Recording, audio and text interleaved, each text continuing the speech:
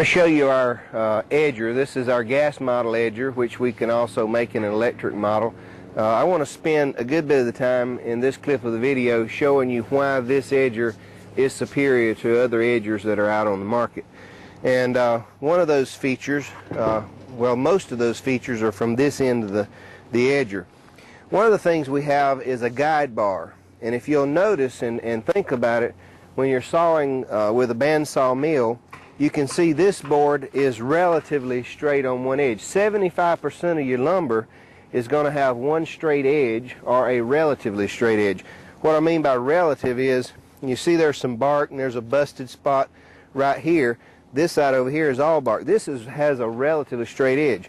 This straight edge moves parallel. When I bring it all the way to this side, it lines up with the first saw. This is a two-saw edger as a normal. We can put a third saw if you need it.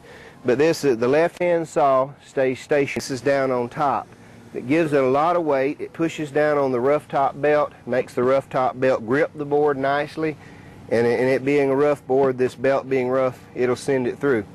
One of the things that I'll show you in the end is how straight the board is. I'll hold the board up so the camera can see how straight it is. This thing will saw a 16-foot board as accurate as you've ever seen one sawed. I mean, it'll be straight from one end to the other. There's no way, like I mentioned before, no way to buy lumber in the marketplace that is actually that straight. We'll move from here to this strobe. That's a carbide strip.